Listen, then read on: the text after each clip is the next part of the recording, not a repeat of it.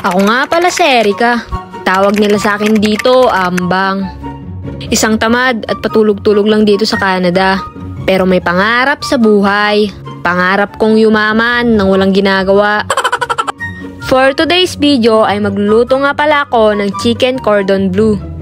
Kaya tara, wag kayong sumama. Ang una ko nga palang gagawin dito guys ay i-slice ko ng maninipis tong chicken.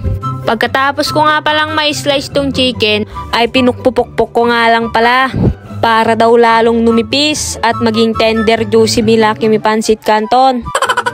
At dahil nga naubos ang clean wrap namin ay ziplock na nga pala tong ginamit ko. At dahil nga wala kaming tenderizer ay ginamit ko na nga pala tong kahoy na pangpukpok sa ulo mo. At pagkatapos ko nga palang mapukpok ito, ay hinugasan ko na nga pala.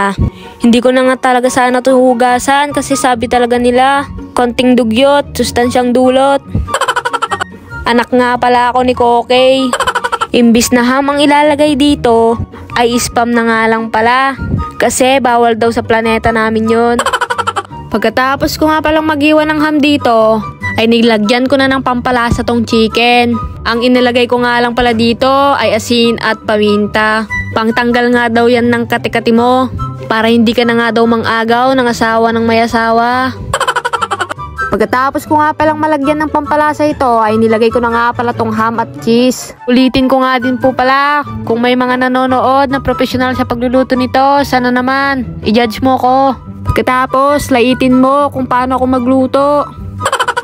First time ko nga din po pala magluto ng ganito kaya medyo mali-mali pa. Kaya nga pala ako magluluto ng cordon bleu kasi may nag-request sa akin. Nung una nga pala hindi ko alam kung ano yung cordon bleu na sinasabi sa akin. Nung nasa Pilipinas nga pala ako guys, laging may ganito sa handaan. Pero hindi ko alam kung anong tawag sa ganito dati. Kaya sinearch ko sa YouTube, ganyan lang naman pala. Ang tagal-tagal ko nang kumakain ng ganyan sa Pilipinas. Chicken cordon bleu lang naman pala ang tawag. Kala ko chicken frying eme lang. Kaya pasensya na kung hindi magiging perfectong resulta nito. Pagkatapos ko nga palang marol ito ay nagready na pala ako dito ng harina, tapos breadcrumbs, tapos itlog. Nilagyan ko nga lang pala ng asin at paminta tong harina para may konting lasa. Hindi na nga pala ako naglagay ng mga keme-keme root na pampalasa dyan. Yan lang palang nilagay ko. Pagkatapos doon, nilagay ko na nga pala sa itlog, tapos sunod sa harina, tapos binalik ko ulit sa itlog, tapos nilagay ko ulit sa breadcrumbs. Tapos yun na, ready to fry na. At nung okay na nga pala lahat, ay pinainit ko na nga pala itong kasirola. At pagkatapos, ay nilagyan ko na nga pala ito ng mantika.